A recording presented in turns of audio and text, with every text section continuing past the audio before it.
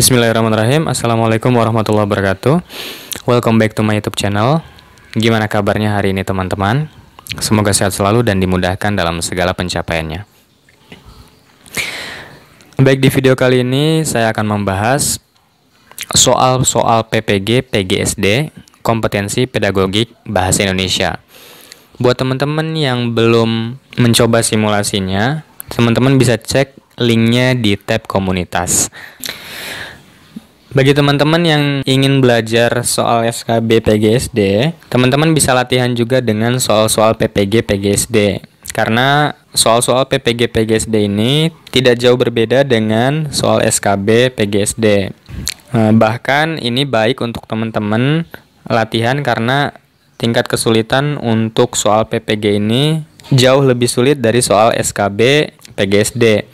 Sehingga nantinya teman-teman karena sudah terbiasa mengerjakan soal-soal sulit, untuk mengerjakan soal SKB akan jauh lebih mudah.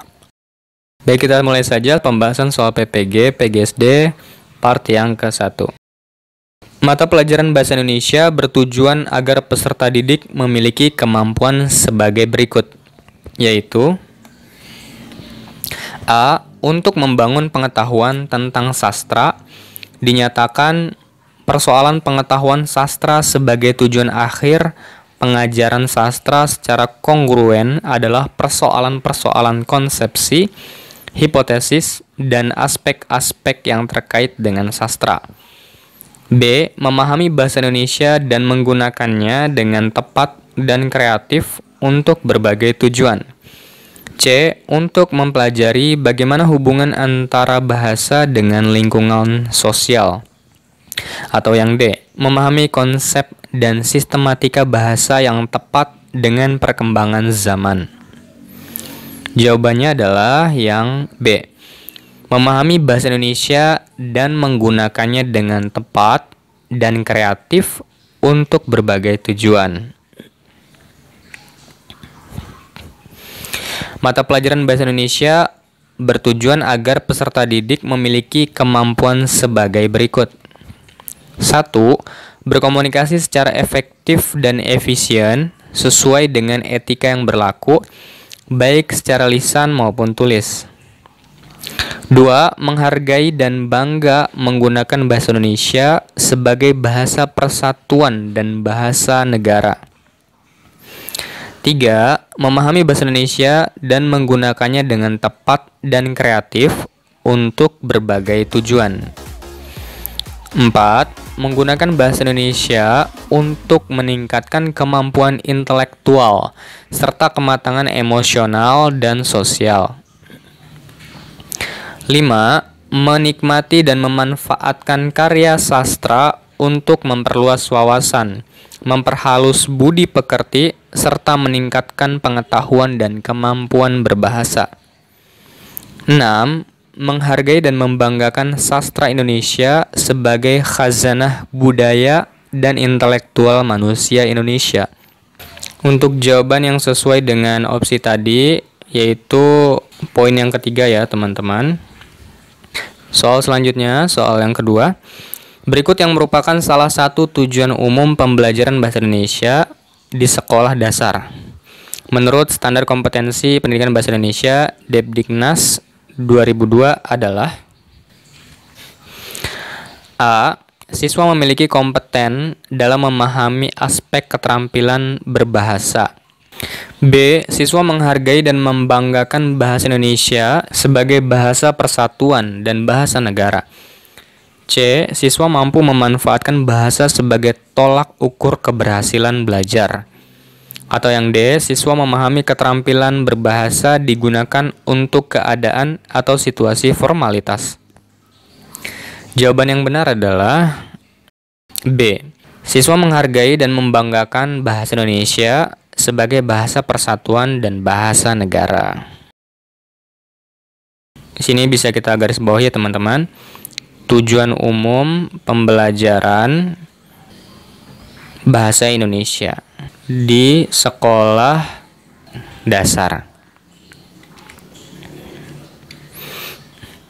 Depdiknas 2002 menyebutkan tujuan pembelajaran bahasa Indonesia di SD. 1. Siswa menghargai dan membanggakan bahasa Indonesia sebagai bahasa persatuan dan bahasa negara. 2. Siswa memahami bahasa Indonesia dari segi bentuk, makna, dan fungsi serta menggunakannya dengan tepat dan kreatif dalam bermacam-macam tujuan. 3. Siswa memiliki kemampuan menggunakan bahasa Indonesia untuk meningkatkan kemampuan intelektual, kematangan emosional, dan sosial. 4. Siswa memiliki kedisiplinan dalam berpikir dan berbahasa. 5. Siswa mampu menikmati dan memanfaatkan karya sastra untuk mengembangkan kepribadian, wawasan kehidupan, meningkatkan kemampuan berbahasa. 6. Siswa menghargai dan mengembangkan sastra Indonesia sebagai khazanah budaya dan intelektual. Yang sesuai dengan jawaban soal nomor 2, poin yang pertama ya teman-teman. Soal yang ketiga, tujuan pembelajaran bahasa adalah A. Mengajak siswa berkomunikasi baik secara lisan maupun tertulis. B. Agar siswa dapat memiliki pengetahuan tentang teori bahasa sesuai target. C. Mempersiapkan siswa untuk mampu melakukan interaksi yang bermakna dengan lingkungannya. Atau D. Agar siswa memperoleh nilai maksimal dalam pengetahuan bahasa. Jawabannya yang C. Mempersiapkan siswa untuk mampu melakukan interaksi yang bermakna dengan lingkungannya. Di sini tujuan pembelajaran bahasa. Tujuan utama dari pembelajaran suatu bahasa yakni peran pentingnya di dalam perkembangan intelektual dan emosional siswa, serta sebagai penunjang keberhasilan dalam mempelajari pelajaran yang lainnya. Mempersiapkan siswa untuk mampu melakukan interaksi yang bermakna dengan lingkungannya. Nah, ini ya teman-teman yang saya warnai dengan warna merah. Adapun dalam pembelajaran bahasa di bangku sekolah sebagai pembantu para siswa untuk mengenal dirinya, budayanya, budaya orang lain, belajar untuk menyampaikan gagasan, serta mampu menggunakan kemampuan imajinatif dan analitis yang terdapat pada diri masing-masing. Di samping itu, pembelajaran bahasa juga dapat meningkatkan kemampuan kita untuk berkomunikasi dengan orang lain dan berbagai pengalaman untuk saling mempelajari satu sama lain. Soal yang keempat, di bawah ini merupakan peranan pembelajaran bahasa Indonesia, kecuali A. Memiliki peran sentral dalam perkembangan intelektual, sosial, dan emosional peserta didik. B. Sebagai penunjang keberhasilan peserta didik dalam mempelajari semua bidang studi. C. Sebagai alat komunikasi untuk menyampaikan pesan berkonotasi pikiran. D. Meningkatkan kemampuan berkomunikasi bahasa Indonesia, lisan dan tulisan peserta didik. Jawabannya yang C. Sebagai alat komunikasi untuk menyampaikan pesan berkonotasi pikiran. Di bawah ini merupakan peranan pembelajaran bahasa ya.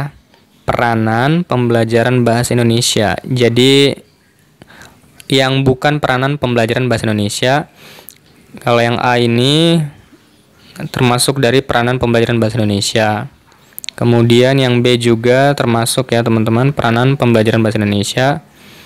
Yang D juga meningkatkan kemampuan berkomunikasi bahasa Indonesia, lisan dan tulis peserta didik. Jadi yang tidak termasuk yang C.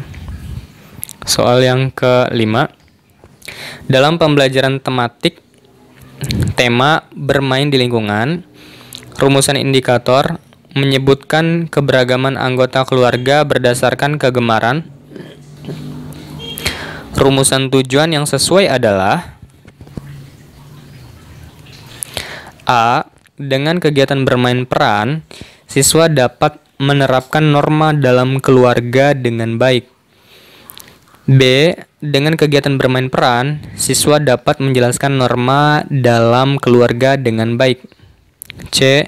Dengan tanya jawab, siswa dapat menyebutkan keberagaman anggota keluarga berdasarkan kegemaran dengan percaya diri. Yang D. dengan membaca teks percakapan, siswa dapat menyebutkan keberagaman anggota keluarga dengan percaya diri. Jawabannya yang C. Dengan tanya jawab, siswa dapat menyebutkan keberagaman anggota keluarga berdasarkan kegemaran dengan percaya diri. Nah, dalam pembelajaran tematik ini, dengan tema bermain di lingkungan, kemudian rumusan indikatornya menyebutkan keberagaman anggota keluarga berdasarkan kegemaran. Rumusan tujuan yang sesuai. Untuk mencari atau membuat rumusan tujuan dari tema dan rumusan indikator, kita perhatikan di sini rumusan indikatornya. Menyebutkan keberagaman anggota keluarga berdasarkan kegemaran. Jadi kita cari rumusan tujuan yang paling sesuai dengan rumusan indikatornya dan tema. Menyebutkan keberagaman anggota keluarga berdasarkan kegemaran. Kalau yang A ini, dengan kegiatan bermain peran, siswa dapat menerapkan norma dalam keluarga dengan baik. Ini salah ya teman-teman, tidak sesuai dengan rumusan indikatornya. Kemudian yang B, dengan kegiatan bermain peran, siswa dapat menjelaskan norma dalam keluarga dengan baik. Ini juga tidak sesuai. Kita cari yang menyebutkan keberagaman anggota keluarga berdasarkan kegemaran. Nah, yang C ini sudah tepat, teman-teman. Dengan tanya jawab, siswa dapat menyebutkan keberagaman anggota keluarga berdasarkan kegemaran. Nah, ini udah cocok teman-teman ya, berdasarkan kegemaran. Yang ini tinggal ditambahkan saja dengan percaya dirinya. Sedangkan yang D ini hampir benar. Dengan membaca teks percakapan, siswa dapat menyebutkan keberagaman anggota keluarga. Namun di sini kurangnya tidak ada kalimat berdasarkan kegemaran. Jadi yang paling tepat jawabannya yang C. Soal selanjutnya, soal yang ke-6. Guru Bahasa Indonesia adalah pihak yang paling bertanggung jawab terhadap kualitas kompetensi bahasa Indonesia. Sejauh ini dipandang para guru bahasa Indonesia kurang optimal dalam memberikan pembelajaran tersebut, sehingga banyak ditemui pada hasil belajar nilai bahasa Indonesia lebih kecil ketimbang mata pelajaran yang lain. Terdapat kekurangan tentunya dalam memberikan proses pembelajaran bahasa Indonesia. Berikut menurut Sarwiji 1966 menemukan kekurangan guru. Di antaranya kecuali, lagi-lagi soal ini menggunakan kata kecuali. A. Kurang memahami tujuan pembelajaran. B. Kurang inovatif mengembangkan program pembelajaran. C. Kurang mampu menyelenggarakan tes hasil belajar. Atau yang D. Menyusun perangkat pembelajaran. Jawabannya yang D. Menyusun perangkat pembelajaran. Nah, dalam soal ini kita bisa melihat kata kuncinya ada di sini teman-teman. Menemukan kekurangan guru. Menurut Sarwiji 1966 menemukan kekurangan guru. Maka kita cari opsi yang ada kata kekurangannya. Ini ada kurangnya.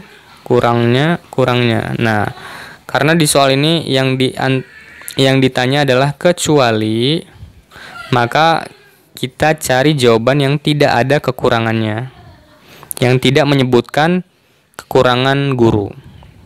Jadi jawabannya yang D, menyusun perangkat pembelajaran. Soal yang ke-7.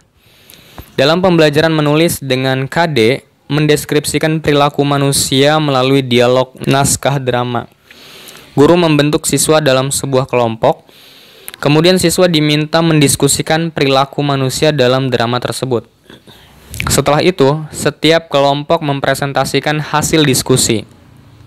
Berdasarkan rancangan pembelajaran tersebut, berikut ini penggunaan media yang tepat adalah A. Video pementasan drama. B. Pementasan drama. C. Simulasi drama. D. Naskah drama. Jawabannya adalah yang A. Video pementasan drama. Jelas ya teman-teman, jawabannya video pementasan drama, karena yang ditanya adalah penggunaan media yang tepat. Yang A ini video. Video ini merupakan media untuk suatu proses pembelajaran. Video ini merupakan media audio visual. Pementasan drama ini bukan media, simulasi dan naskah juga bukan. Jadi jawabannya jelas teman-teman, yang A. Soal yang ke-8. Bu Endang adalah guru kelas 5. Bu Endang meminta Sari untuk membacakan teks bacaan pemanasan global dengan nyaring. Siswa yang lain diminta untuk menyiapkan isi dari teks bacaan yang dibaca oleh Sari. Agar siswa dapat menangkap pesan dari Sari, Bu Endang seharusnya memakai model A. DL, B. SAS, C. DRTA, atau yang D. CBSA. Jawabannya adalah yang A. DL. DL atau Direct Learning, pengetahuan yang bersifat informasi dan prosedural yang menjurus pada keterampilan dasar akan lebih efektif jika disampaikan dengan cara pembelajaran langsung. Sintaknya adalah menyiapkan siswa, sajian informasi dan prosedur, latihan terbimbing, refleksi, latihan mandiri, dan evaluasi. Cara ini sering disebut dengan metode ceramah atau ekspositori, ceramah bervariasi. Mari kita bedah satu persatu jawabannya. Yang B, metode SAS ini adalah struktur analitik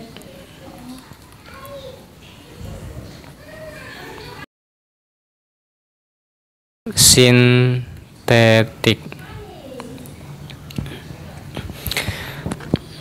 SAS merupakan salah satu jenis metode yang biasa digunakan untuk proses pembelajaran membaca dan menulis permulaan bagi siswa. Pembelajaran membaca dan menulis permulaan dengan metode ini mengawali pembelajaran dengan menampilkan dan mengenalkan sebuah kalimat utuh. Kemudian kalimat tersebut diuraikan menjadi kata-kata, kata menjadi suku kata, dan suku kata menjadi huruf. Pada tahap selanjutnya, anak-anak didorong untuk melakukan kerja sintetis, menyimpulkan. Satuan-satuan bahasa yang telah terurai tadi dikembalikan lagi pada satuan yang semula, yakni dari huruf-huruf menjadi suku kata menjadi kata, kata menjadi kalimat. Untuk opsi C, DRTA, Direct Reading Thinking Activity, adalah strategi membaca dan berpikir secara langsung sehingga siswa dapat fokus terhadap teks serta memprediksi isi dari cerita dengan membuktikannya saat membaca. CBSA, cara belajar siswa aktif. CBSA adalah suatu pendekatan dalam pembelajaran siswa yang menitik beratkan pada keaktifan siswa. Yang merupakan inti dari kegiatan belajar mengajar CBSA ini adalah salah satu sistem pengajaran yang lebih melibatkan siswa untuk bertindak lebih aktif. Soal yang ke-9.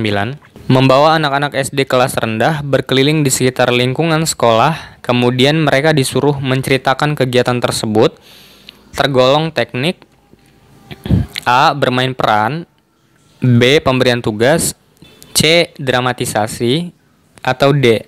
Karya wisata. Jawabannya adalah yang D. Karya wisata.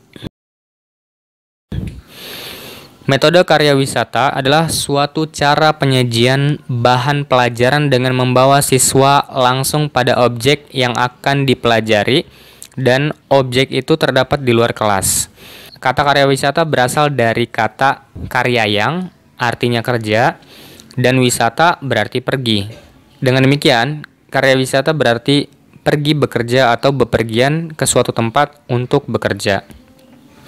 Hubungannya dengan kegiatan belajar mengajar, pengertian karya wisata adalah para siswa akan mempelajari suatu objek di luar kelas. Dengan demikian, apa yang disebut dengan karya wisata sebenarnya ialah mempelajari sesuatu. Metode karya wisata sering pula disebut dengan nama field trip method. Metode study tour atau metode study trip yang sudah lazim disebut widya wisata. Widya artinya ilmu. Sebenarnya apapun nama yang diberikan pada metode ini, yang penting adalah isi pengertian yang diberikan pada metode dengan nama seperti karya wisata ini. Soal yang ke-10, pembelajaran bahasa yang menerapkan semua aspek kebahasaan dalam bahasa yang diajarkan disebut metode A. Langsung, B. Alamiah, C. Tata bahasa, atau D. Pembatasan bahasa. Jawabannya adalah yang A. Langsung. Metode langsung, metode ini menerapkan secara langsung semua aspek dalam bahasa yang diajarkan. Misalnya ketepatan ucapan, penempatan tekanan, nada, dan durasi yang sesuai, diksi atau pilihan kata, serta ketepatan sasaran pembicaraan. Terima kasih telah menonton video ini sampai akhir. Mohon maaf bila ada kekurangan. Jangan lupa like, comment, share, dan subscribe. Sampai berjumpa di video berikutnya. Wassalamualaikum warahmatullahi wabarakatuh.